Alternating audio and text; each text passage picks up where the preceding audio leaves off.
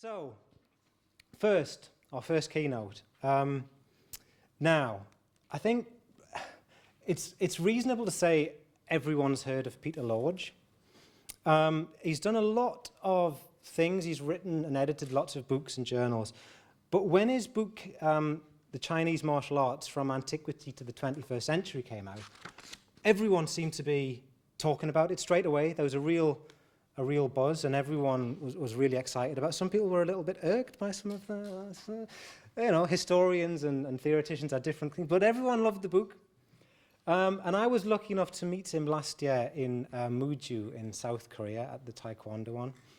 And I thought that he would be a fantastic keynote because I've never before seen someone so desperately try to engage an audience of people, most of whom had been bussed in, right, to make up the numbers, didn't speak English, were much more interested in their telephones, and also a lot of dignitaries who were only there for the formality of it, who actually just were asleep. But nonetheless, Peter kept trying to engage this audience, and it was fantastic to watch, actually. And then later on at the same conference, I watched him be forced to dance. He was forced to do a dance to a kind of invented Taekyon Taiji hybrid type dance that I believe the presenter was trying to pass off as a supposedly ancient and traditional Korean art, despite the fact that it had almost certainly been invented at some point in the immediately preceding months, right? Possibly weeks. In fact, I didn't just watch it, I actually filmed it, because I thought it might come in handy. So in any case, I knew that Professor Lorge would be an ideal person to address us here today. He certainly has first-hand experience on the subject that he'll address us today on, which is the invention of traditional martial arts. Plus, I still have the film of his pained and painful performance of a traditional made-up martial dance. So, ladies and gentlemen, Professor Peter Lorge.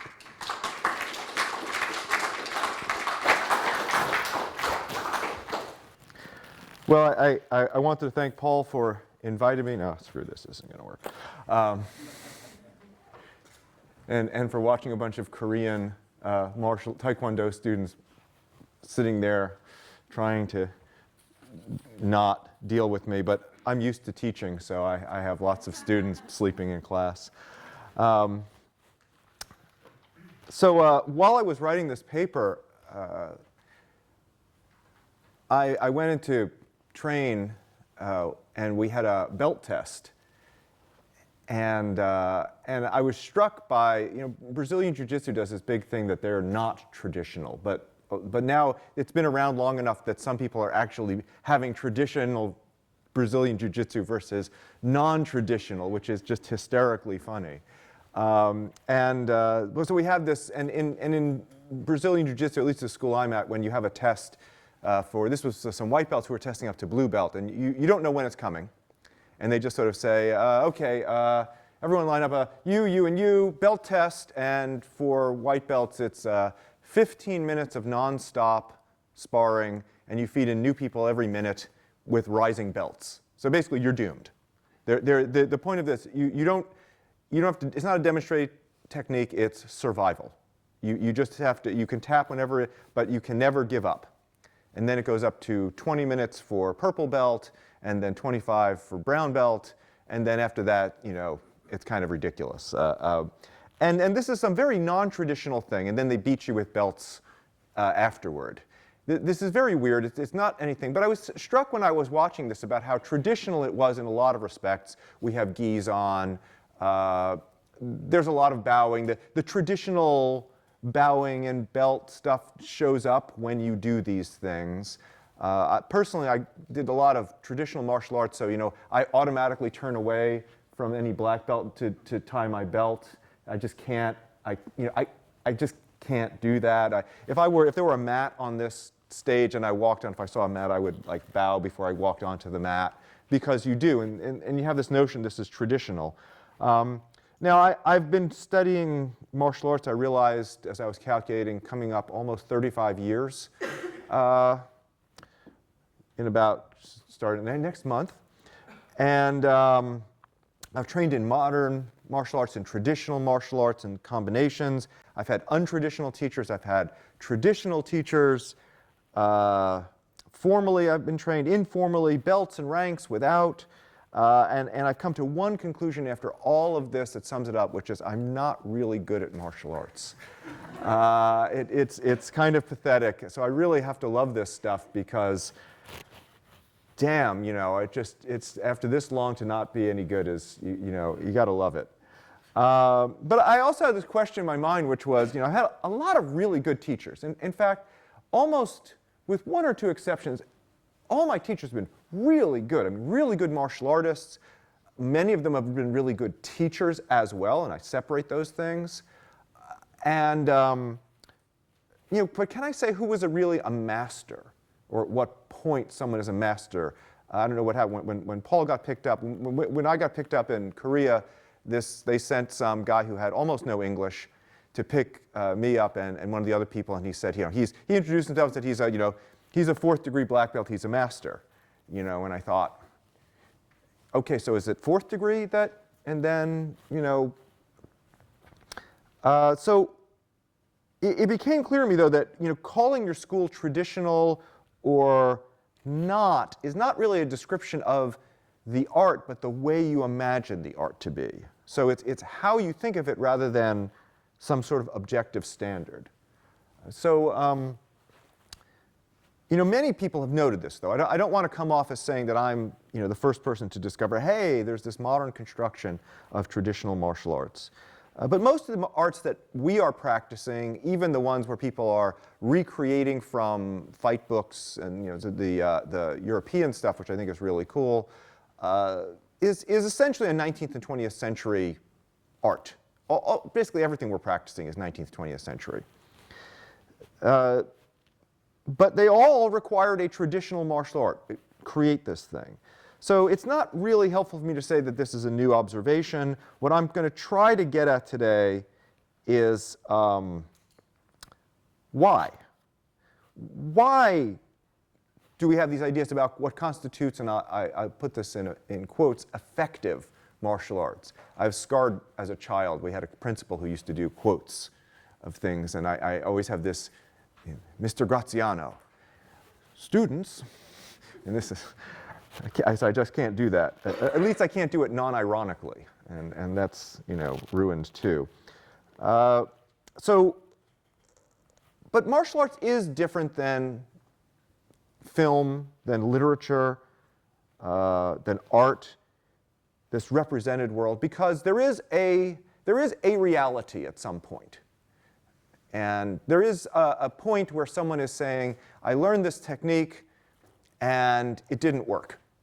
You know, I got attacked, I trained, it didn't work.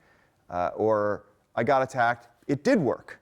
And that has a certain legitimation for that practice, however you want to construct it. And so there is a little bit of difference, and this is where, as a historian, I have a somewhat different perspective than people who, you know, do literature, who do, you know, cultural studies more broadly and things, because despite all the postmodern theory, historians believe that there is a history. There is a reality, and you know, Donald Trump is the president of the United States in America, regardless of what other cultural factors and arguments we have about it, whatever rhetorically is said, it is true. So I have here, of course, you have this picture of a samurai, or this is actually just a suit of armor there, and we have this idealized picture of this Shaolin monk. The samurai stuff at least comes out of an armor suit that came from a time period. These constructions of what Shaolin monks look like are, you know, very dodgy. So some of you are aware of this is Ryoanji in Japan, and everyone gets very Zen, and they talk about the Zen guys sitting there and in Zen meditation looking at the dry stone rocks. We have no evidence for that in the original construction of it whatsoever. All of the original buildings burned down. All the buildings that are there now, they were reconstructed in the 19th century. Lovely book some of you may have read, Shots in the Dark, and talks about the entire construction of all of these ideas about what Zen is and what it means to do archery and it means to do swordsmanship.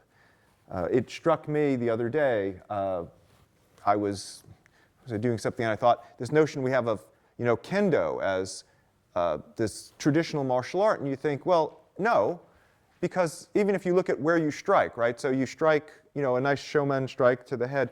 You wouldn't whack a guy in an iron helmet right in the iron helmet. And you do a do strike, you strike to the body. You're not going to hit someone in the armor. Even a kote strike, the glove is armored. You're not going to, that wouldn't be how you would fight someone in armor. But what you're looking at is a system that was designed for people who were fighting not in armor. Well, that wasn't when the samurai were fighting in war. That was when they were fighting duels. Their art had changed. So we have the modern, which is, of course, the counterpoint to what is traditional. And we have this association, and this is where it gets problematic, of modernity with the West. This question of tradition and cultural authenticity, which is this issue of pre-modern society, is authentic. And authenticity is a hideously large topic. I've been to a conference at Berkeley on authenticity, and then the one they did 2 years later on faking it. And it's the flip side of that. But authenticity, this search for authenticity, and for a lot of reasons, what is modern is not authentic. You will not get someone to sit there and say, wow, you'll know that we've got, in 100 years, maybe going, wow, authentic McDonald's. But to be fair to that, McDonald's is changing. They're actually changing their hamburgers. They're getting away from frozen hamburgers, and they're going to do fresh because, and someone say, well, they're actually going back to the original formation of, is that authenticity? The other thing is, if you are in the rest of the world, the West is inherently inauthentic. So if you are being Western, you are not being authentic. Okay, so the West breaks down the morals, it undermines the youth, it degrades your health, and it generally destroys society. And again, we have all the experience of recent elections. I was going to come make fun of my friends here about Brexit, and then, well, we had our election, and so, not much to say there. But,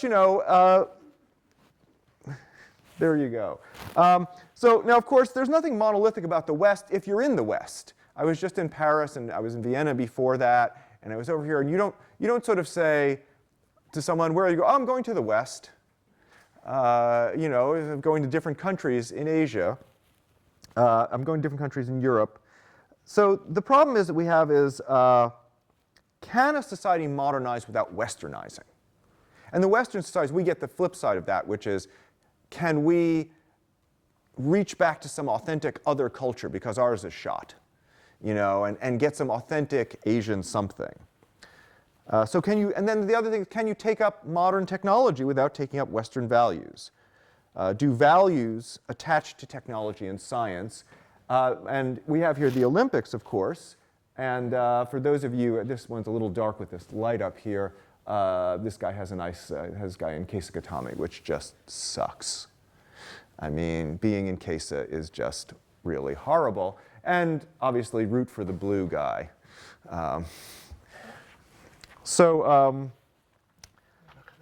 Light. Look at the light. Look at the light.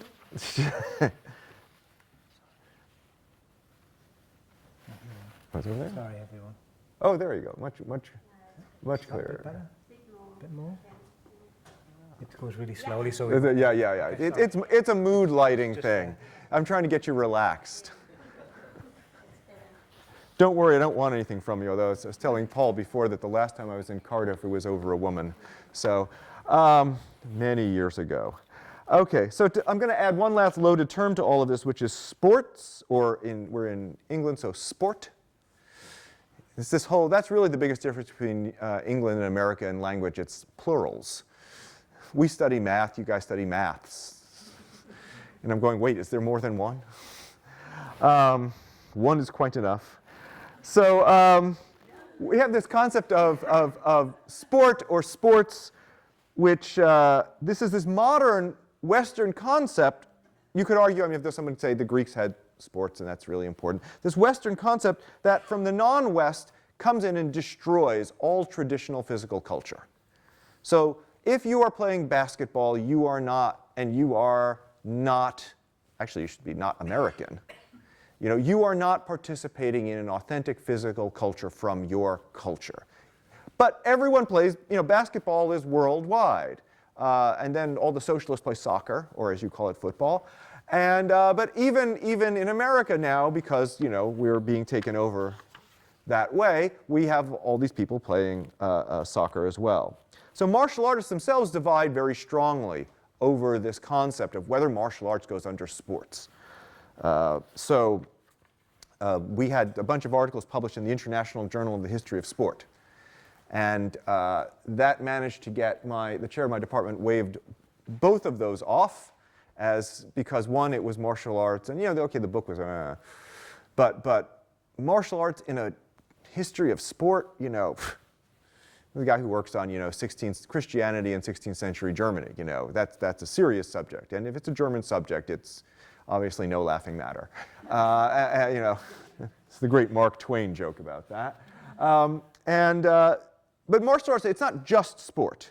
And so even we get Kano Jigoro, the founder of Judo, who was actually Japan's first delegate to the International Olympics. He was actually an education official. He created the curriculum for Judo in Japanese schools. And he didn't want Judo in the Olympics, because he thought it would diminish it. It would make it less. Now, of course, like so many things, he was well ignored on that, and they did it anyway. And when I give a version of this paper, a different aspect, which I'll come to shortly, in China in October, I'll be talking much more about these issues of which martial arts get into the Olympics. I mean, I showed you, you know, Taekwondo's in, Judo's in, Wushu is not. And the Chinese are well pissed off about that. And now Wushu is as invented as these arts and is as authentically Chinese as, you know, yes, the word is old, no, the practice is not. Okay. So a sport that can be taught in school as part of a general education of children, which was what Kano wanted, he thought this would be more than a sport. It would teach them to be better people. So a government, however, can support sports in the Olympics, but governments are not really good at supporting unarmed martial arts, or even armed martial arts. All right. So I have to get Kung Fu Panda in at some point. And in response to this, where am I going with all of this? So sports and physical education tie together many of the issues I've raised thus far, but through the critical lens of nationalism. If there is a national art form in any sphere, it directly answers the question of national identity, that great issue of modernity. Which traditions are mine? Which traditions are yours? And which ones are part of our nationality or country? Do our traditions belong to our locality, our region, or our nation? In the 21st century, we can all lay claim to all sorts of identities and traditions. Politicians try to mix these in very specific amounts and try to say, well, these things go together, and all of you who have those things belong with me. And but those things are bad, those people are over there. And you're always like, well, no, actually, I don't, no, you have to associate this with this. And that's when we get these very nationalistic leaders who come in and they start trying to define very specifically what it is to be, as we would say now, Turkish or British, you know, not European. These things are, and they're done for specific political reasons, even as we argue about them, and we may not agree. The other thing that happens with martial arts in particular, but also other sports, is that outsiders come in and lay claims to parts of those traditions, but, you know, I'm not Chinese. People realize that fairly quickly.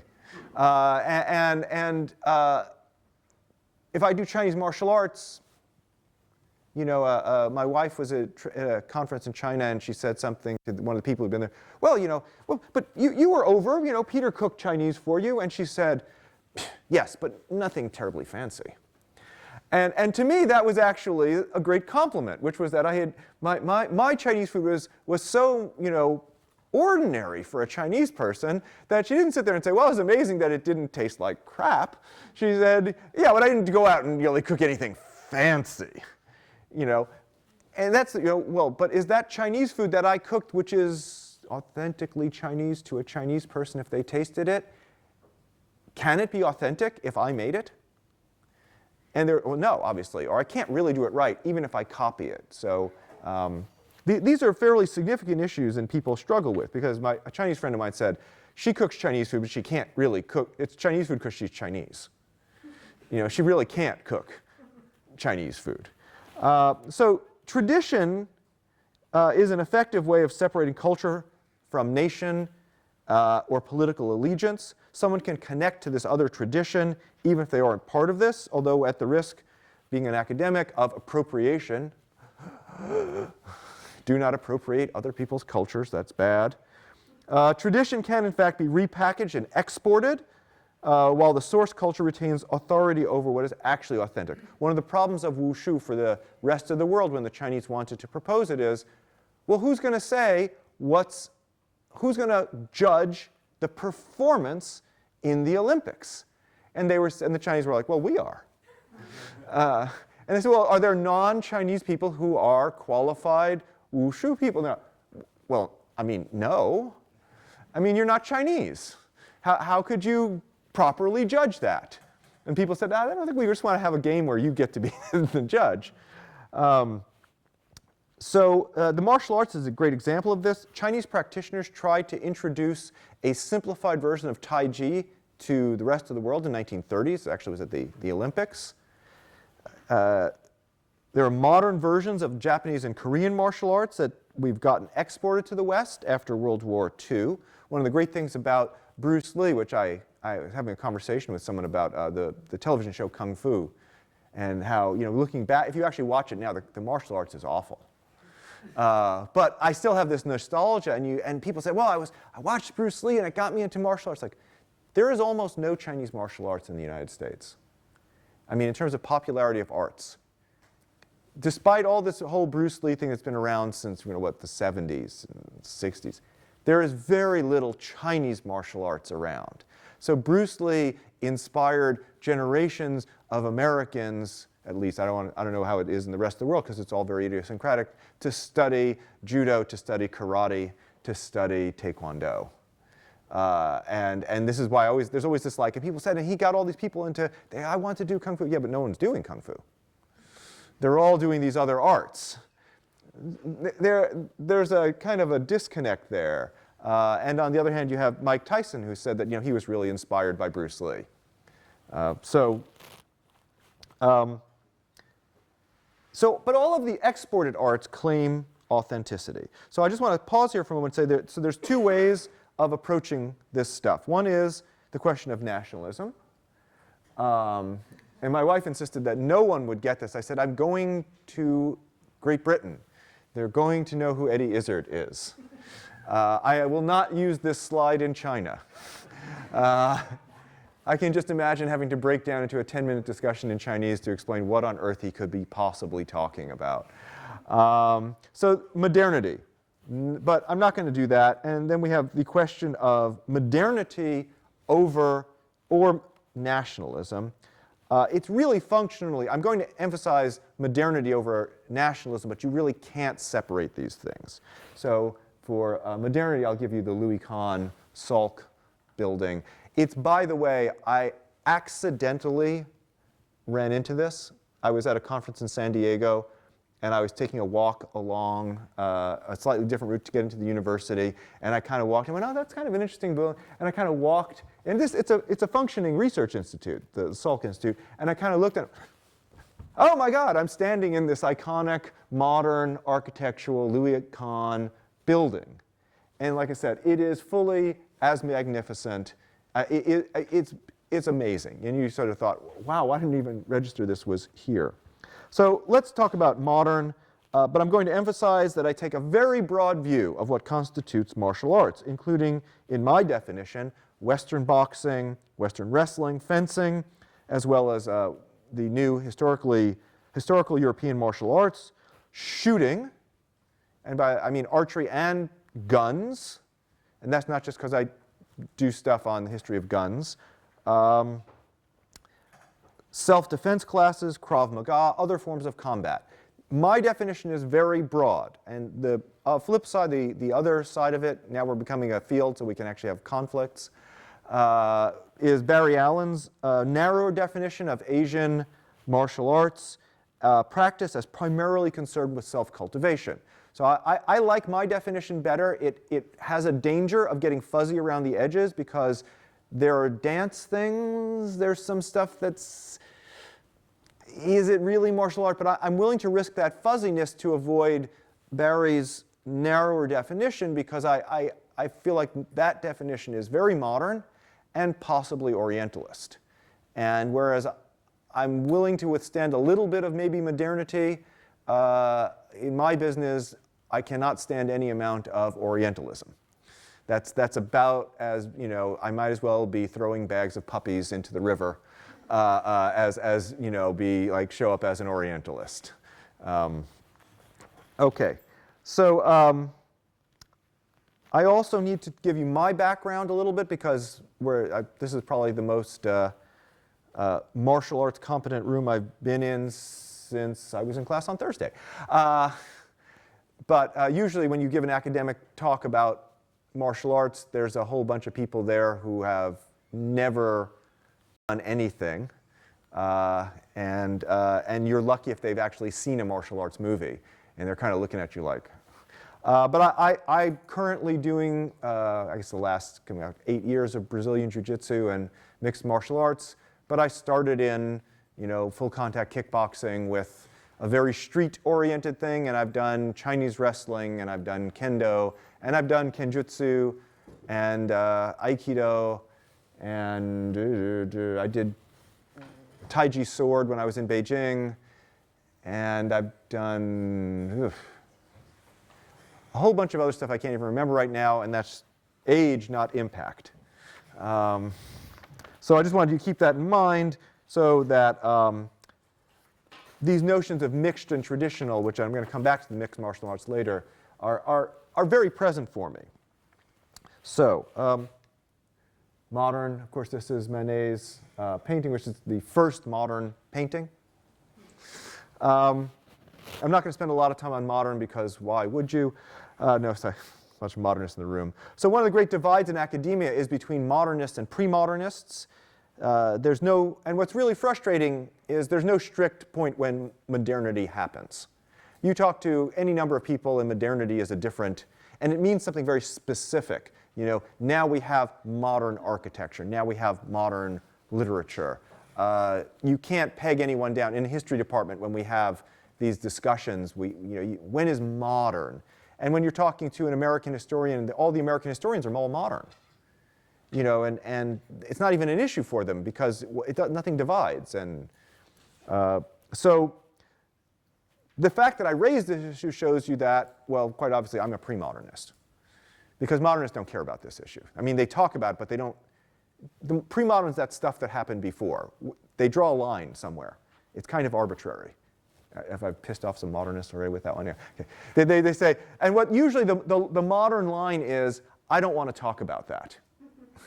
So all the stuff that came before is not. And we're going to talk about this. Scientists tend to be modernists. You know, we run into this in library resources if you're in a university. The scientists are buying journals that cost $30,000 a year, and they don't see why you would want to retain a journal that was written 30 years ago. What could possibly be of value in something that was written 30 years ago? And we're like, well, how do you know the past? So pre-modernists tend to think that whatever came before us is probably important. And I'm not saying this one approach is better than the other because I'm being diplomatic. I'm just saying they're different. I have friends who are modernists. You know, we just don't leave them alone with the children. So there's modernism, this other great slide I got, and it said all this weird architecture, and some of this is Chinese, and it says no tradition, no identity, no heritage, no craft. Now my wife's an architectural historian, and she was, what do you mean no craft? Craft is fundamental to the construction of modern architecture because they were getting away from this sort of industrial architecture. And we want to have craft. So, well, this is somebody's slide. you control the internet and come up with all kinds of stuff. So when we see the martial arts, we see a similar process. Some people emphasize lineage, tradition, and history to legitimize their art. We're talking about legitimacy here, and legitimacy ultimately comes back to authority. And authority is an enormous topic that kind of looms over this. Other people disparage those markers in favor of some sort of rational. I always love this. It's always this rational thing. What works? Let's think about this rationally. And then they're going to claim that a pre-modern art is not useful for modern times. Why would you learn to swing a sword? What's the likelihood of you having it? Now, I do point out, my wife and I were coming back from a Kenjutsu class with very heavy bokken. And we were walking back from the class, and we were in Philadelphia, which is not a safe city. This guy started, saying lots of things that seemed very threatening. And I thought, good Lord, what's the likelihood of me ever being in a situation in which I was actually, carrying a fairly serious bokken, and fortunately it didn't escalate. But, this is like something out of a movie, right? Like you're walking back armed with a pre-modern weapon. So the construction of modernity, at least in the martial arts, focuses on utility. But utility is not clear. What do I mean by utility? If I practice a self-defense martial art my whole life and I never have called upon to use it, was that useful? But if I didn't like practicing and it was hard and I could have been doing something else with my time, was that useful? As opposed to if I practice Taiji and it makes me happy, and even if it doesn't measurably make your health better, is that better? I mean, my mother tried Taiji in her 70s. She goes to the gym 7 days a week. And she came back and she said, I got more exercise walking to and from the park. What was she looking for? She wasn't looking for self-defense. She wasn't looking to cultivate chi. She was looking for some other kind of exercise. And she likes her water aerobics class. And she goes and does some weights and some swimming. And, and she's just looking, so, what's effective? So a modern person, most of us are not going to be armed, I'm presuming. The ninja members of the audience I obviously can't see. So they may well be armed, and let's see you catch them on camera. So what art has the right answers for modern self-defense, or are there multiple arts? Are there multiple answers to those questions? Now, I've seen some teachers of martial arts directly disparage lineage and tradition. Say, oh, that stuff's garbage. You shouldn't be focused on that. The good answer to that is why that's a problem is because it limits your practice. If you say, I only want to do what the guy taught me, that's an intellectual straitjacket, and that's not good. But if I want to say, well, I shouldn't follow anyone who came before, like it doesn't matter, that's also a little bit weird. So Bruce Lee has actually apparently told Dan Inosanto at one point that Jeet Kune Do was going to keep changing. Jeet Kune Do next year will be different than this year. And you're like, well, that's great if you're on a personal journey. It's a pain if you have a school and a curriculum and students want to come in and you don't want to come in and the student says, yeah, I was away for a year, my wife had a child, we had a child and I had to stop practicing. I came back and what happened? Oh my goodness, I don't know what we're doing anymore. Oh, we changed it. Everything that you were doing before is different. What? We had a personal journey and you weren't there and we got far away from you. So this was a problem, and we all have different notions about what martial arts is for. Now, the funny thing is if you go to a website, if you're going to join a martial arts school or take up a practice, and you go to the website, and what will they do on that website? They will give you a history of the art and some biographies of the instructor. Why? Because why should I study with you? Because we have this art, and okay, and this instructor has done this, and he's done that. We have to have some means of judging because we don't have any other way to know. So how many get that reference? No? Not too many? There you go, okay. People with less hair. So I began this discussion by noting that many people pointed out that modern martial arts invented traditional martial arts. So, but what was going on before modernity came about, whenever that was? You know, I always have this image of these guys sitting in different cultures, and someone comes in and, all right, everyone, modern just happened, or you know, looking at their watch, oh shoot, it's modern. What do we do now? So it's very troubling when you read, I'm as a historian, and you keep reading all these people generation after generation. Apparently, human beings have been in a lamentable state of decline forever. Young people are perpetually slacking off, failing to maintain previously strict standards, and generally disappointing their elders. Someone had a quote from like 12th century Oxford talking about the students wake up late, they're out drinking, they don't read, they don't study, they're not coming to the... You know, I was thinking at the time, like, wow. So now in China, okay, who recognizes that? Okay, Harold Bloom, okay. Yeah. In China, continue what went before, following tradition, was what legitimized something. Now, in 1973, where Harold Bloom came out with this wonderful, thin book called The Anxiety of Influence about poetry, his book would not have made sense to a Chinese poet.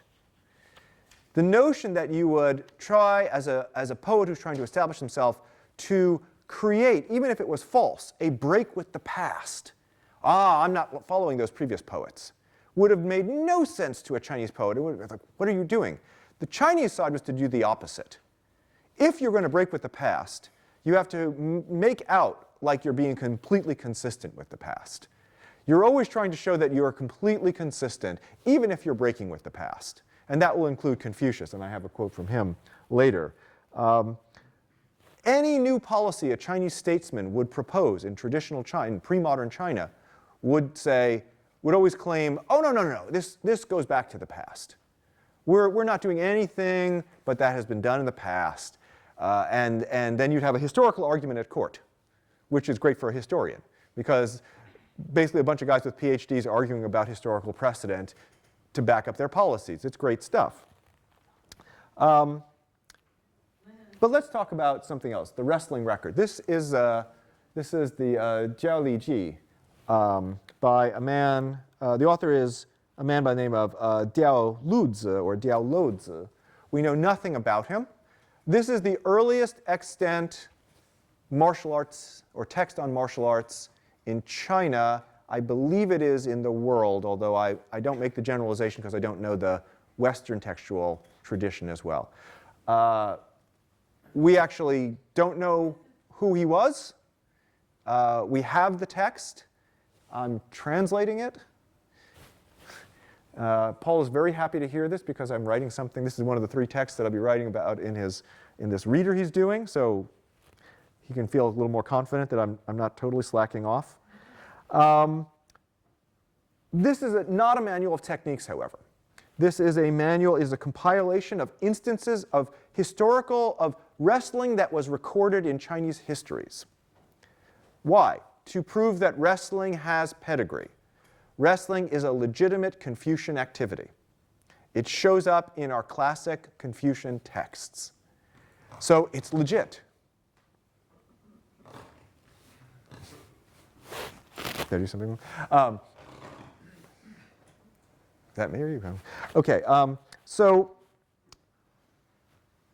the work, well, it's a classical Chinese text. Well, it's literary Chinese if you want me to be precise, written in the 10th century. Who's reading it? Literate men in the 10th century. So he's not writing this for ordinary people. He's writing this for other literate people with historical records to show you this is a legitimate practice. He also defines terms. I'm giving you some of the terms. Some of these terms some of you will recognize, which is xiangpu, which becomes sumo. Why does he do this? Because obviously he's trying to show you that it's a legitimate practice. Now, we have other imperial bibliographies. The reason why we know about this, it shows up in the Sung Dynasty imperial bibliography under it's not in the military texts, which is interesting. It's under the, it's a mixed, it's kind of, there's a grab bag. Everything, this, you know, Confucianists, medical text, and whatever other things you had around the library you couldn't figure a spot for. Martial arts texts, by which I mean texts on striking and archery, show up in the Han Dynasty imperial bibliography under military texts. They get removed from the category of military texts. I'll tell you at some point when I figure it out. Because I'm tracking the military texts, and suddenly there are no martial arts texts. And the categories firm up. All right. Wrestling has a strong association with steppe people, which is to say non-Chinese people. Some of you might be aware, of course, the great sumo right now are Mongolian in Japan, and this is very upsetting to the Japanese. Why? Because sumo is supposed to be the quintessential Japanese martial art that can only be done properly by Japanese people. Oh, shoot, they're Mongolians. And worse than that, the Mongolians some of them were not taking it very seriously. One of them had to, he said he couldn't go to some tournament or some a ceremonial event because he was injured, and he went back to Mongolia and he was caught on film playing soccer, which has got to be one of the most amusing images. Sumo wrestler playing soccer, because, just by virtue of that combination. But why? So you always have these non-Chinese people who are doing wrestling. It's very Turkic. You go over to Turkey, you get that. You go all across Central Eurasia, wrestling is really a serious art. So they recognize that, but there are supposed to be great Chinese wrestlers. The other thing to keep in mind is wrestling was a core activity of Han Dynasty festivals. Now these festivals are not some minor thing. These are the ways you celebrated both religious events, if you had foreign dignitaries show up. And to make you feel better about, for those of you who haven't read my book, and it's now come out in paperback, not that they told me, I found out on Amazon. I was actually on Amazon, look, where do academics find their own citation information? We go to Amazon to, what was that book? When did that come out? And then, it's coming out in paperback. And I emailed my editor. I said, did those two books, did you guys put them out in paperback? And she said, let me check. Oh yeah, I guess we did. Sorry about that. I'm not unhappy. I was expecting it. You get online and they've discontinued them. So, but wrestling and martial arts performance was part of these festivals. These festivals became the root of Chinese theater. Chinese theater was born out of martial arts performance. It was not included in it. It came out of it. So when you realize that when you look at a Chinese martial arts movie, you see the performance of wushu, you realize that theater is based in martial arts in China, not the other way around. And the theater people all know this. They're like, oh yeah, duh. I was going, it's like revelation for me. I go to academic conferences so that I can walk around feeling like an idiot. Now, what we do not get in this book, this Jiao Li Ji, this wrestling manual, is styles. There is no mention of styles. He doesn't cite earlier books on martial arts. There's no reference to tradition at all or to specific kinds of training. Now, we know there must have been books left, but we don't see them. So this is the great Confucius quote, 述而不作. I transmit, but I do not create. This is a lie. Confucius is very much changing things, but he can't say, I'm just tossing everything and coming. This is a totally new plan, guys. So he says, nothing, everything I'm doing is from the past. So for Confucius, this is how you validate in Chinese things. You say it's from the past. Pre-modern China, the connection to the past was the ultimate legitimation. Breaking with the past would have been discredited after the fall of the Qin dynasty in 206 BCE. As no lesser figure than Confucius has claimed here, that I transmit but I do not create. Now, we have to jump, however, from the 10th century to the 16th century to get to the next martial arts text that we have. This is, of course, the GCL Xinshu by Qiji Guang. I have an article out on martial arts in Qi Ji Guang's practice. It's coming out in a book on Qi Ji Guang on maritime defense or something or other. Again, I'd have to look on Amazon to figure out what the actual source is. Also, by the way, I noted, because my wife said to me, if you put up a page image with Chinese on it, someone's going to ask you to translate it. And since which doesn't bother me, because I'm retranslating this text as well. But I was struck as I was translating, there are two translations available of this out. I think they're both wrong, because particularly this last passage is actually, these are wrestling techniques. They're not striking techniques. And Doug Wiles translates it. He's a Taiji guy. So I'll get to them in a sec. But we jump 6 centuries to this manual of 1560. General Qi's chapter on unarmed martial arts gets a lot of attention, deservedly so. It's the earliest extant Chinese martial arts manual that has illustrations. Also important, he has a chapter on archery, which tells you how to shoot a bow. However, 24 years later, he revises this manual and drops both the unarmed combat chapter and the archery chapter. And he starts out the weapons and he says, guns are the most important thing. And then he proceeds to argue that fire weapons, guns go into the category of fire weapons, have existed since time immemorial in China all the way back. So even while he is discarding something and bringing up this new guns, he has to try to prove that, in fact, we've always had fire weapons and guns are just a variation of that. So we are fortunate to have translations of the unarmed chapter by Doug Weil. There's another one, this young person's name escapes my mind. There's so many things. The archery chapter has been translated by Stephen Selby, who does wonderful amounts of stuff on archery. There's a 1637 archery manual by Gao Ying, which has been translated by Justin Ma and Jie Tian. Yeah. And this Gao Ying's manual is completely different on how to shoot arrows. Not that you or I could tell unless you're an archer. I mean, because it's, if you do archery and it's, it's like your hand here, or is it here? Are you, they're very technical aspects. Gao Ying's manual would be completely ignored in China and would become a classic in Japan. Qi Ji Guang's manual stayed important in China. Gao Ying's manual had almost no effect in China, but it went to Japan. The Japanese thought he was great. And then the dynasty fell in 1644.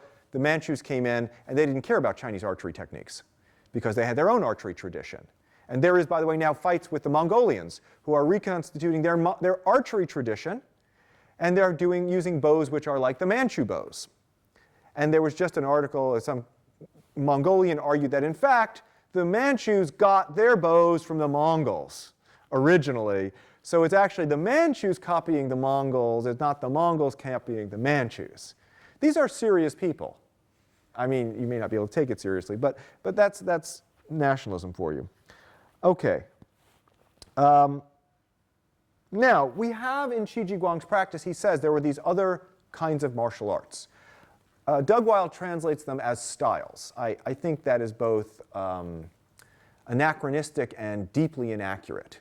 Because unfortunately, Qi Ji Guang says, well, there's the guys who do this, and they use the term jia, which just means sort of those guys who, it could just be a school. It's also not clear whether or not he was talking about texts or schools. We have no idea how many people were practicing this, and there is no historical record of any of those groups outside of this manual. I ran all the digital searches. They don't show up anywhere. So I have no idea where he's getting this from. And he says, okay, and these guys are partial. But what's interesting is, what does he do? He says these guys have great kicks. These guys have great strikes. These guys have great throws. So I'm going to take them all, and he creates mixed martial arts. He creates a simplified system that, as he puts it, has everything. Because he says all those arts are great, all those guys are great, what they do, but each of them is incomplete. One has the top, one has the bottom, but it lacks the bottom. You don't want that. So here is 16th century MMA without Dana White. and various other controversies and performance-enhancing drugs. So now why is this such an innovation? Qi Guang had spent his life training troops. He grew up in a military family. And when I say he grew up in a military, I mean his family was a registered military family. They hereditarily held officership. He didn't have, apparently, a military martial arts curriculum to draw upon, or he would have used it. So he creates one, it stays around for a little while, and then he gets rid of it in 24 years. Why? Not really sure. I have theories, but we don't have time. Okay. He uses tradition, though, to justify what he's doing. All right. Another Taiji, another martial arts, now, of course, what's interesting here is what he's doing starts to sounding awfully modern. Now, as I said, Douglas Wilde translates these other things as styles, but Douglas Wilde was trying to show that these techniques were consistent with Taiji. Doug was trying to get at Taiji. And, to the extent that, yes, people are, doing stuff, it looks like Taiji. If another martial arts historian, Xu Zhen, attempted to connect the Chen village origin of Taiji through Chen Wanting, who lived from 1580 to 1660, to a long fist style connected to Sung Taizu. Sung Taizu is my man because he's the founder of the dynasty I work on, and I did his campaign, so I know. And it was really weird to find out you have Sung Taizu, you'll see, if you see a Taizu Longchuan, Changchuan, long fist Taizu style, and it's always, and they'll see something, they'll say Zhao, or Sung Taizu, because Zhao is their family name. Taiji people, so there's this connection. However, the name Taiji Chuan only dates to the middle of the 19th century. And again, does the name matter? If the name doesn't matter, you say, well, it's just a changing name, but the practice is consistent. You can argue that, but as a historian, I can't help you. Because unless you can show that they're doing the same thing, if something's called something else, I have to take it as something else. And then if they are doing the same thing, you have to ask, why did they change the name? Are you really telling me that over centuries exactly the same practice is happening? Now, of course, it dates to the middle of the 19th century when lots of other modern martial arts take shape. Taiji people have tried to connect the art to the Taoist immortal Zhang Sanfeng, who has lived variously in the 11th century, the 12th century, the 13th century. Now, he's Taoist immortal, so it's possible he's just been living through all of that, and we just run into him. Again, as a bubble-popping historian, I can't go with the notion of a Taoist immortal. Should some of you reveal yourselves to be such, I'm willing to go with that. The connection of Taiji to Taoism itself is also tendentious. Why was it done? To legitimize it. The connection with Mount Wudang. Mount Wudang did not have a martial arts tradition that has been invented and retrospectively glued onto it. Why? Because we have Shaolin and Wudang. We have Buddhism and Taoism. They have yet to make up, to my knowledge, a Confucian martial art to balance them. We could have the San Jiao Ru Yi. But we actually have no real information before Qi Guang for techniques. Also important is Qi Guang never mentioned Chen village. He never mentioned Taiji. So instead of thinking of that as, here's the roots of it, you could say, here's certain proof that if anything like that existed, he didn't think so, that it was important, in 1560. And and you guys are like, 1560s, I mean, I know we're in England, but in England, even 1560s, you guys take it seriously. In China, you don't. But, and of course, I go from America, they're like, what was happening in 1560, Okay, now what we understand in the modern world as a style is a modern invention.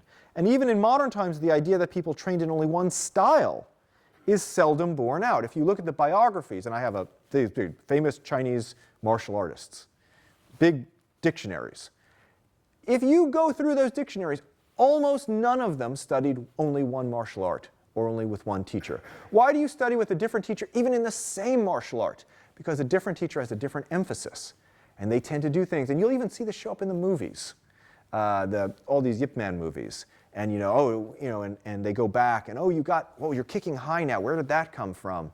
Oh, well, I'm the brother of this guy, so if I do it, then it's Wing Chun. Like, well, who decides what it is? Like pre-modern times, there are skills rather than styles.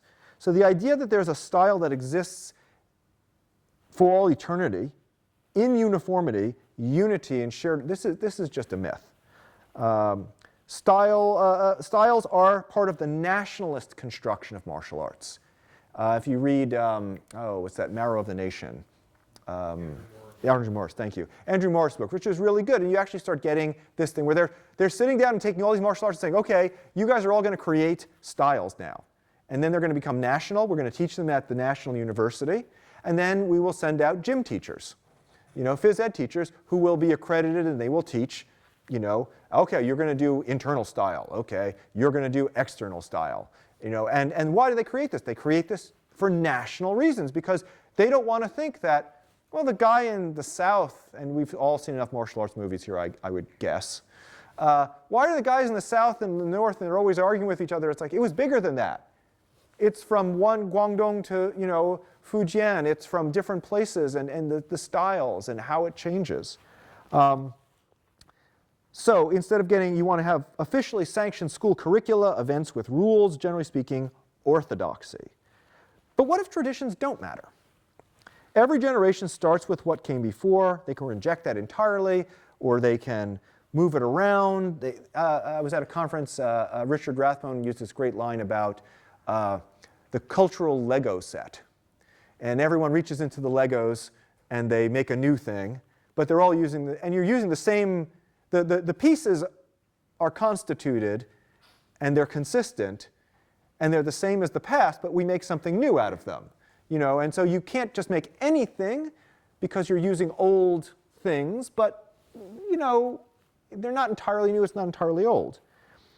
So rejecting, someone says that their martial art has exactly that technique. So if you say, there was some guy who was Chinese martial arts who was responding to Joe Rogan, who was saying, all that Chinese martial arts, the Kung Fu, it's all weird. And they got the weird names, and by the way, weird names in these things. And this guy's response was, well, if you look at the techniques you were talking about, we have that technique. And this technique, we have that technique. It's just called something else. And it's like, yeah, well, of course everyone has these techniques. How many techniques? I mean, I don't know if any of you got into a martial art and someone does something, you're like, wow, nobody else does that.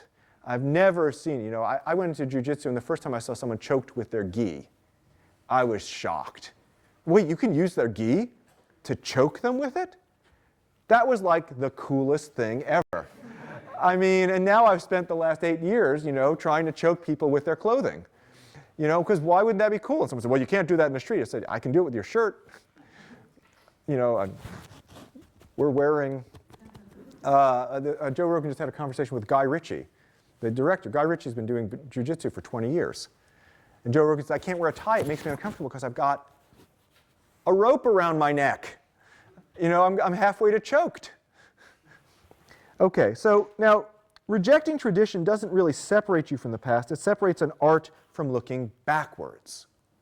It's really a question of, do you look backwards? This is back to this pre-modernist versus modernist. Do you look backwards for legitimacy, or do you break with the past for legitimacy? I tend, modernity emphasizes effectiveness. I like the British phrase, fit for purpose. Does it work? But tradition emphasizes fidelity to past practice. These are not necessarily in conflict. If you go to the past, there's a lot of really cool stuff, and a lot of it gets lost. So if you decide to be an enlightened Orientalist and follow the profound, peaceful, polite, spiritual Oriental traditions of martial arts or yoga or tea, go on and this stuff, and you tell people, I am a Chinese military historian, and I have my entire career is and will be explain to people that people in China fought wars with real weapons and killed each other. And people are really upset about that. I'm really not joking. We were convinced that the Japanese were cool with killing people, right? They had samurai. Japanese are cool with killing people. And that the Chinese get this thing, well, Chinese people are all peaceful and fight in self-defense and don't. And you're like, how do you think they created empires? Oh, well, the empires just came together. And I kept threatening to do a body count for one of my books, like how many million, how many hundreds of thousands of people died so that you could peacefully reunite. So what we get here, though, is this notion that if you are trying to reach some sort of somatic fidelity with true Chineseness by practicing a traditional martial art, if that makes you happy, great, but you're living a lie, because it doesn't exist.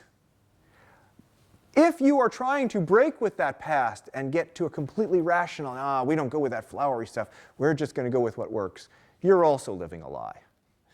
Because they're both fake.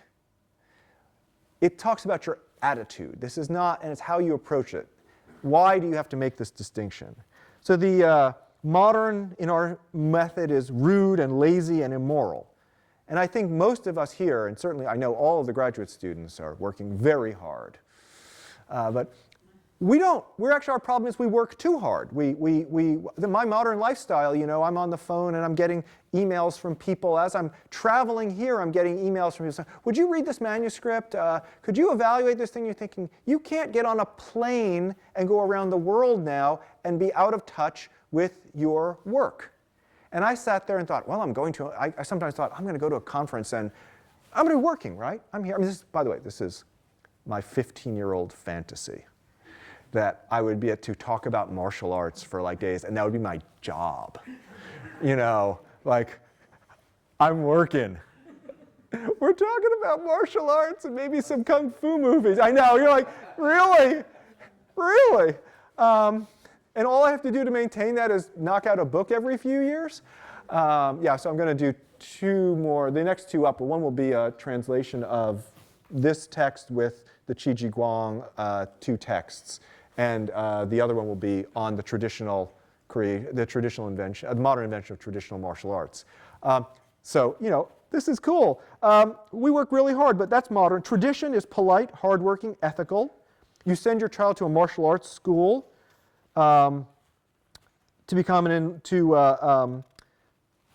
polite. You don't want your child to be a lazy, fast food eating materialist and immoral. The other thing about why do you do tradition or not tradition is attracting students to your school. The owner of a school I went to had a big bus on the side of it said, "Attention, karate can get you killed." And I thought, that's a little rude. But that's marketing. He's trying to get people to do his stuff. Now, scholars starting with Guo Shifen and Tang Hao in China in the early 20th century sought to deconstruct tradition and myth because historical tradition is literate or material truth. That's what you need. And it has to be quantifiable to be arguable. If you say Shaolin is the source of Kung Fu, what is your basis in real data? And what do you mean by Kung Fu? A myth or a legend is only quantifiable when it is written down and then can be fixed in time and place. The fixation doesn't make it true, though. It only makes it useful. Why did someone at that time and place believe what they believed? So as Tang Hao discovered, the textual evidence for martial arts at Shaolin was very limited. When you actually date the texts upon which Shaolin claims are made, they quickly move into the realm of myth. I'm actually reading someone's manuscript now on the history of Shaolin, and it's got some issues. This forces us to ask the, to my mind, more interesting question of why does a later person make a claim about the past? In other words, why did someone create a tradition? So when you look at traditions are created for reasons. People make claims about the past because they validate the present. For non-historians, the past cannot be interrogated, and the very unreliability of the records of the past, their incompleteness at a minimum, makes it hard to disprove claims. Where a historian, a professional historian, is taught you can't argue from lack of evidence. Lay readers believe that they take the opposite tack.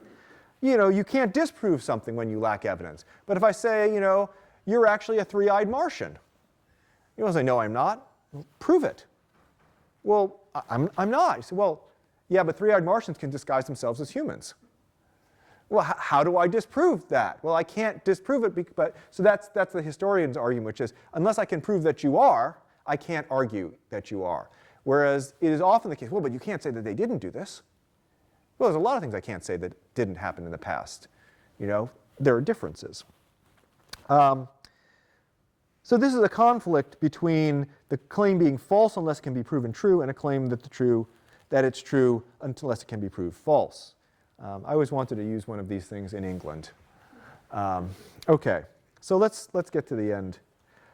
Wonderful comment. Preserving tradition has become a nice hobby like stamp collecting. Traditional martial arts are not, for the most part, particularly old, and may even turn out to be the same age as arts claiming to be modern and not traditional. Moreover, the traditions allegedly preserved in the traditional martial arts usually reflect the time and place in which they were created, which is to say the mid to late 19th century. In the 20th century, movies have been far more influential than history, or even practical considerations, or even practical considerations of combat in creating traditional martial arts. Until the 1981 movie, The Shaolin Temple, martial arts had completely stopped at Shaolin, and had likely not been practiced in any significant way there for centuries. But after the movie, an entirely new institution of teaching traditional Shaolin martial arts was created. The creators and practitioners of this most traditional of arts, most traditional Chinese martial arts, claim continuity with Shaolin practice. There is no evidence for this. It is a myth. Shaolin martial arts, as it is now practiced, was created in the 1980s. I mean, think about that. That doesn't mean that that the martial art they're doing is bad. Doesn't mean the martial artists are bad. Doesn't mean there's nothing to learn from them. It's just not old. It's not traditional. And it is part of this nationalist project. Shaolin martial arts is a nationalist project. This was created by the Chinese government. They put the money in. They were the ones who brought the Hong Kong film studio to Shaolin to do the movie. And now it's part of tourism. And again, this is what happens when your wife is an architectural historian. You tend to have architectural historian quotes. To be modern is not a fashion, it is a state. It is necessary to understand history, and he who understands history knows how to find continuity between that which was, that which is, and that which will be. Whether you like his buildings or not is another issue. Traditional, I put that in quotes, martial arts are therefore a type of martial arts, not an older system or a practice tied to an ancient culture. It was not that modern martial artists invented the category of traditional martial arts because they were doing something fundamentally different physically, but because they were creating a new category of practice. Part of that practice was an effort to separate martial arts from nationalism and political control. So if it's traditional, it doesn't matter who the government is. It's traditional, I can be a traditional Chinese martial artist and I don't have to worry about the government. Now what happens? The government says, oh no, we'll control tradition. So there's a struggle over that, where the Chinese government very much wants to control tradition and control what are traditional martial arts. There are martial arts out in the countryside in China that we do not know about. Much of it has died out because it was intentionally stamped out by the Chinese government.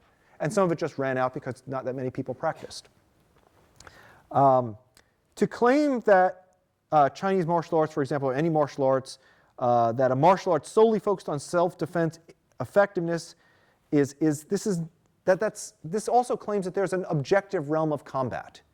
And I said at the beginning, there is combat, and it does have an effect, but there is no objective realm of combat. There is no realm in which it's okay for you to fight the same in every context. You cannot just kill people in most modern Western societies. Some people, if you get into a fight, what's acceptable to do in a fight is very different. What's acceptable, if I feel really threatened, what I can do, or some guy pushes me in a bar. Some guy pushes me in a bar, am I going to start doing groin strikes? And, is it okay for me to, elbow him across the face? And if he goes down, you take is that okay? Is it effective for a Western man to punch another guy? That's okay. Can I kick him in the shin? Well, that's not good. But if I do a leg kick, a Muay Thai leg kick, that's masculine. That's okay, because then, So these things are, how much damage can I do to someone if threatened? What's acceptable? I mean, I'm in Tennessee, where as an academic I have to get a waiver that I don't have to carry a gun. But in America there are places where I think, well, he got into an argument, I shot him. Like, why did you shoot him? You got into an argument. So there is no objective realm of combat, except for I'm fighting for my life. We are not usually fighting for our lives. If I call you a name, you're a Trump supporter. You're not allowed to kill. Don't do that in Tennessee because they actually are armed. Now, to return to my earlier comment, I'm going to go to Confucius makes this point. A true teacher is one who, keeping the past alive, is also able to understand the present. Which is to say, sad to say, or maybe wise to say, Confucius got it right 2,500 years ago. We don't really need to go beyond that. There's a reason why people still listen to him. Mixed martial arts is an admirably open system of practice that seeks effective techniques rather than a mastery of a defined curriculum. But by being mixed, it draws from arts identified with different times and places, and no matter however you incorporate those techniques, they still come from where they come from. And this both reifies and transcends time and location. So a Western wrestling technique is valid, useful, and desirable if it works. But it's still a Western wrestling technique. So I was rolling with some guy, and he did something, and I said, that's a wrestling technique. Great, show it to me. But it's still, and you should do it. Oh, that's a Western wrestling technique. Now, you'll be thinking about this. This was like the movies of the 1960s and 70s, which I'm going to come to, where they would do these things, and someone said, oh, you're using that technique. And it was a question of intelligence. Of knowledge, can I recognize your techniques? It's connoisseurship. They're still kept separate, so that a mixed martial artist's martial art remains mixed. The only way it remains mixed is by distinguishing that these are different traditions that I'm drawing from. Because if you stopped doing that, then you wouldn't be mixed anymore. You would just be some new thing. T.S. Eliot, am I getting too literary for you? Tradition without intelligence is not worth having. Okay, so to return to my earlier comment about that most martial arts in China had studied multiple arts. Teachers exist and existed, providing instruction in what they knew, what they were good at, or what they themselves had invented. Everyone understood that no single teacher had a complete skill set, a complete art. It's only in the 20th century, this construction of martial arts for nationalistic and educational reasons, that we obfuscate that meaning. Movies create these ideas of transcendental martial artists whose realization of ancient styles make them invincible. Sometimes these martial arts fights, as I said, particularly the classic movies from the 60s and 70s, we get this demonstrations of connoisseurship. Oh, you're using that style. Well, but I have the answer to that technique. Because I know this stuff. Oh, you're very, and then we sit down to tea afterward. Because we're not really about fighting. And then we get Kung Fu Panda, perfectly summing this up. The modern construction of traditional martial arts. Master Wu Gui invented it. At the Pool of Sacred Tears, where Wu Gui unraveled the mysteries of harmony and focus, this is the birthplace of Kung Fu. And the further you get away from him, the less good you are. If you're close to the source, right? Remember I brought authority. It started in a time and a place with a person. As the closer you get to that, the better you are. The further you get from that, the less good you are. You start dropping things out. Now, of course, the idea that some legendary founder discovered the martial arts, that the founder's art was the most perfect and effective art, is only true in fiction. How many years would I have to study at Shaolin to become a master? And what would that mean anyway? If I studied there for 20 years, could I reasonably claim to know that whatever system they were teaching, would I then be able to say I was a master? So we have to recognize that there is no tradition to return to, and that traditional martial arts describe a kind of practice, a path among paths. Modern martial arts, mixed martial arts, competition martial arts are subjects of the broader picture. Now, to get back to showing why I'm right and Barry Allen's wrong, it's always important to show that you're right, and the other guy who isn't here to defend himself is wrong. It's almost as good as being behind someone when you start a fight. So, which is to say, these are subsets of martial arts. And now let me find my last point here. And what about martial arts studies? Because that's what we're all here about. Thus far, no Master Wu Gui has appeared to invent the field of martial arts studies. Or has he?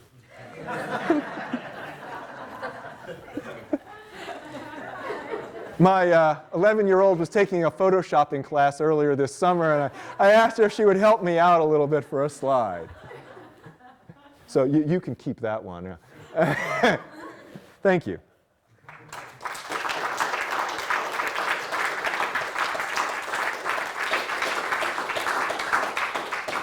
I think I should go. Thanks very much. For the record, I feel like Terry Wogan. I'm going to go back to that and leave that one up. I need to make a point of clarification. We're not in England. Oh, I'm terribly sorry. You're going to get your head kicked in. Well, you know, I should have brought my mouthpiece. So we need to capture the audio. I'll pass you this, okay? So if anyone would like to, we've got a few minutes for questions. I'm going to try and keep us on time. So be gentle in your answers. I'm always gentle. Questions, anyone? Responses? Outrage, enthusiasm. Outraged Welsh nationalists.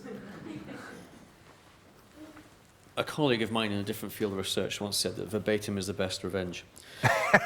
And, there's a comment you make about 2/3 of the way through. In the past, there's a lot of really cool stuff, and a lot of stuff gets lost. Should probably be the motto and the coat of arms of experimental archaeologists, I think. But most of the discussion you've given us really talks about notions of tradition and authenticity as fairly volatile constructs. Yeah. But to say that there's a lot of cool stuff in the past and get lost implies an objectivity of existence for things, practices, knowledge, items which can get lost, times arrow being a one-way pointer. Doesn't that therefore imply, within your own argument, a case for salvage and preservation as an activity, which would be a way of looking at tradition as something other than a purely opportunistic construct? That there is something going on in terms of preservation of lineages and bodies of knowledge. Well, I would absolutely agree. I mean, and ultimately, as a historian, what you're doing is trying to find stuff and bring it up. I'm not against that.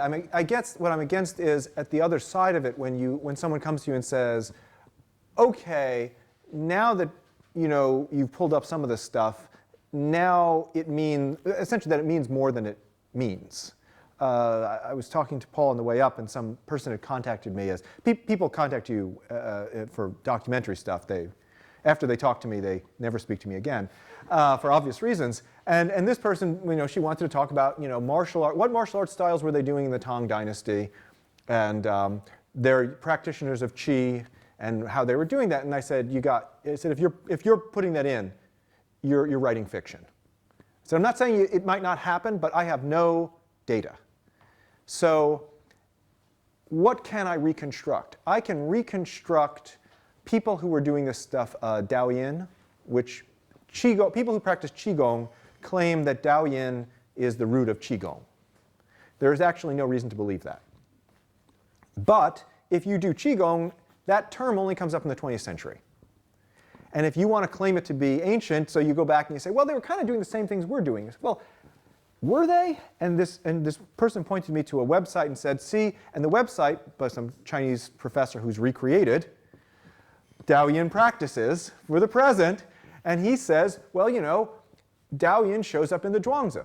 Daoyin doesn't show up in the Zhuangzi. It's not there. Phrase isn't there. Now, we all like to talk about, Mencius has this line about cultivating his flood-like qi. We have no idea what he's talking about. So the problem is, if you take an archaeological point of view, you pull something out of the ground and you don't have enough context, you've got an object. And at some point, the archaeologists, being rather, serious and sober people, say, we got this thing, and right now we don't know what to do with it. We found it in this place in this time. But if you pull that out and someone says, I know exactly what that is, that's a cell phone holder. And you're like, I don't think so. No. They didn't have cell phones back then. How do you know? or we never found any.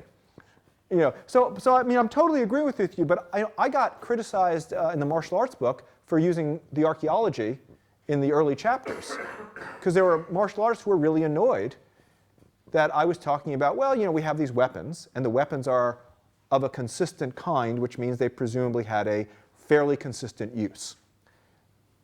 Now, has anyone tried to, I am not aware, has anyone tried to recreate how you use a Ghee halberd? I mean, they do it in the movie, you know, with this one thing, but you don't see people going out there in the park saying, I want to do that. For some, and it's arbitrary. So that, I mean, for me, I guess my point is, I'm totally for all the reconstruction. Like I said, I'm translating the, I'm going to do two things on translating that wrestling text. One is I'm going to translate it. The other thing is I'm going to go back and do what he couldn't do in the 10th century. I have better research tools. And I can run all of the key phrases that he uses through digital databases and search thousands of Chinese texts, and I can actually get a better read on stuff he should have had that in the 10th century he didn't have. I think it's great that he did it. I wish I knew who he was. We have no data on him. So, but no, I totally agree with you on that. But it's just a category that calling it tradition validates it. And that's the thing that troubles me. Okay, one more quick question then. Thanks very much. I was wondering, why did Qi Jiguang get rid of his curriculum? Okay. So, Paul hates me. and we run into this a very serious problem because he doesn't say. My argument, and this ties me over to my other stuff on gunpowder and guns, is that, so what happens is he's sent down to the south to fight the Woko pirates, and I will use scare quotes, Japanese pirates, most of whom are Chinese, and live in the area that they're raiding.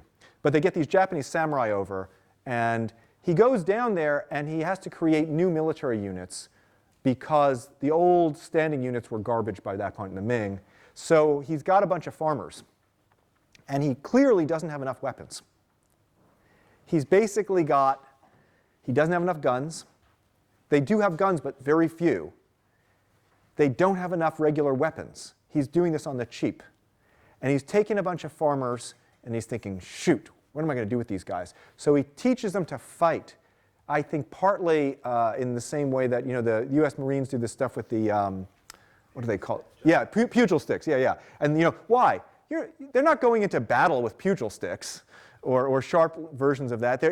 Aggression and training them to move, you know, and there's all these arguments about, you know, that the basis for all movement is staff technique, and that actually shows up in other cultures as well.